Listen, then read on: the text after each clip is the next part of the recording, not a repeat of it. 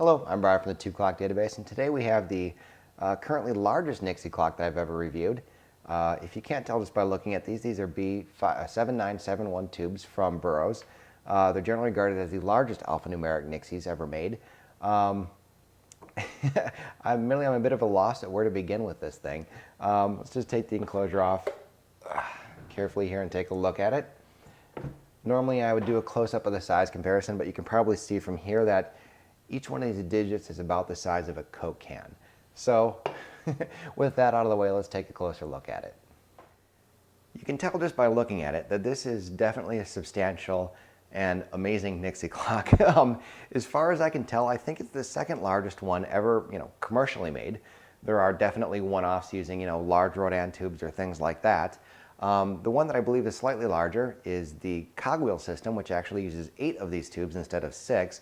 But this is still an amazing piece of machinery here, and I don't mean to knock it in any way. It is still a large and impressive gadget. You walk in my apartment and it stands out at you. With that said, this clock is offered in 2 variations. You can either buy it as a kit, where you're given packs of the components and PCBs and you put it together yourself, or you can buy it pre-assembled, which is the option I chose, because not only do I burn myself, I tend to also burn the PCB and damage a lot of the components. So neither of these versions come with tubes. It's up to you to supply your own tubes. They do appear on eBay from time to time. I have to imagine things like this are going to drive their price up a little bit, so if you're thinking about getting them, get them now. But the point is, it's still a very, very nice and very workable kit. And let's take a look at it component by component a little bit closer. This clock is called the Mod 67971. As you might guess, it's built to be modular. It's built up of, well, in this case, 5 distinct modules. We have the power supply over here. This is a little Taylor power supply. There's a daughter card here, here, and here. Each one carries a pair of tubes, and they're connected by jumpers on the front and on the back. Behind here, you can't really see it too well. And then finally, there's the CPU. Now, it's nice there's a programming interface on the back. When new software becomes available, you can reprogram it. We've got the battery backup, which keeps the time.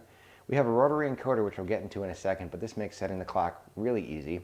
And actually on the underside here, you can't see it too well, and I'll try and get a shot of that, is the actual CPU powering everything. So let's take a little bit closer look at the controls. This clock has an amazing menu system. It helps certainly that you can display text across the tubes, and we'll see that in a second. But the fact that it's a combination of the rotary encoder, which makes the input really easy, and the fact that there's so many options makes this a really kind of killer combination. If we press this just briefly, we can set the time. We have the hours, minutes, and seconds. We can certainly just twist this to whatever we want. Press it again to go back to displaying the time. If we hold it in, however, we can get into the menu. And I'm not going to go through every single one of these options here. There's just too many for review. But you can do things like adjust the font. We'll go through those in a minute. You can adjust the day, date, month, year, brightness, when the display goes on, when it goes off, crossfade speed. Let's take a look. 12/24-hour mode. There's something I really want to show you here. Where is it? This is the font catalog. We'll get back to that in a second. The other thing that I like in here is you can do a segment test. So if we press that in, you can just rotate this and go through all the segments one at a time to make sure you don't have any burn-in. You can inspect your tubes this way. My favorite right here. Let's just exit this by holding down the menu button. We have tube time, which shows you I've got 37 hours of use on this clock. Let's go back to font. This is font catalog. Now, there are a lot of fonts built in here. Some are definitely more legible than others, and some are variations. But the point is that you can change it anytime. You can make it as legible or not as you want. And you can literally make it look like an alien font. So let's take a look at what that looks like. This is 1, 2, 3, 4, 5, 6, 7, 6, 7, 8, 9, 0. And so you can preview what the fonts look like before you use them. We'll just show a couple of them here. Stolen, having some segments stolen apparently from the font. But the point is that you have a really wide range of how this displays, and so you can make it as unique as you want. You can have a very nice legible font, or you can have it something a little more abstract that maybe only you know how to read. But the point is, this is a very comprehensive menu system that not only is this a cool clock just because of the tubes it uses and the engineering effort that went into it, but because every option that you can imagine is user definable. Another thing that I really want to call out about this clock is it's got a built-in ambient brightness sensor.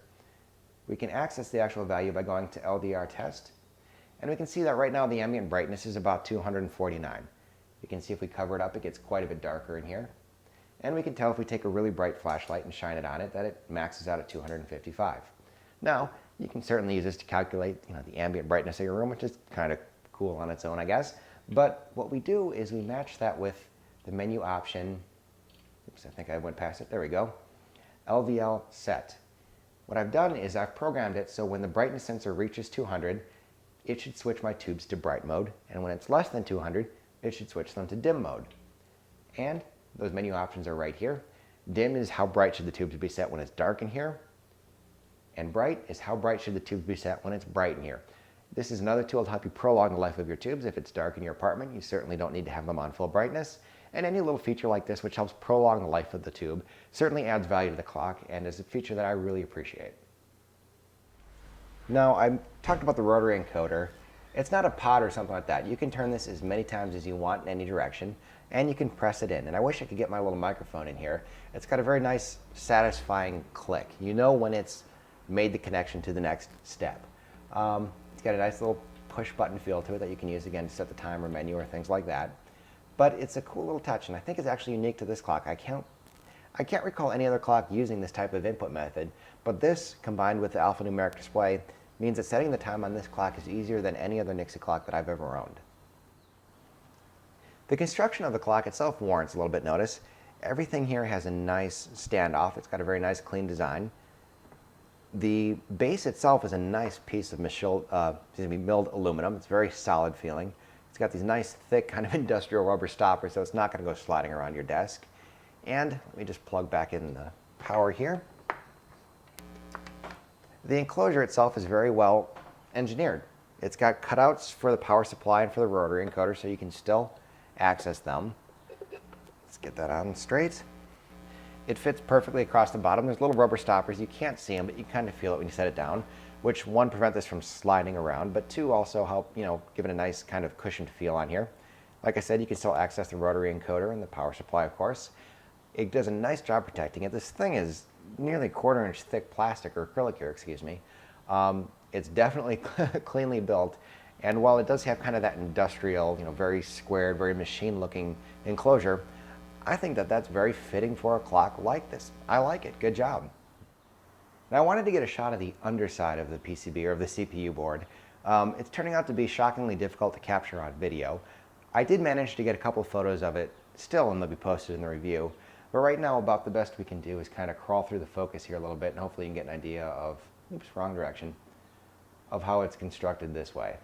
But be sure to check out the review for specs and better photos of this.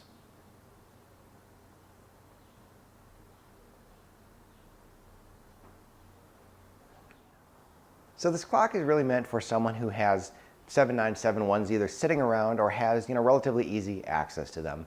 They are slightly difficult to find. They do pop up on eBay, like I mentioned earlier. If you have them and you don't have anything else to do with them, please consider this clock. I really like it. It's definitely a clean, simple design. You plug it in and you're done with it. It works. There will be more features added down the road. You'll have to program them yourself by the programming interface on the CPU card. It looks pretty straightforward to do. To actually buy this, you need to contact Bad Nixie. I know the first batch was sold out, but I believe he's planning on producing more. Also watch the Neon Nixie group on Google, or try and check my website. I'll put announcements on there too when they go on sale. But if you have these tubes and you need something to do with them, definitely take a look at this clock. It's for you. As far as the best way to end this review, I think I'm just going to do a bunch more shots of this clock in use to give you a better idea of how it works and what it looks like and things like that. So I hope you enjoyed it.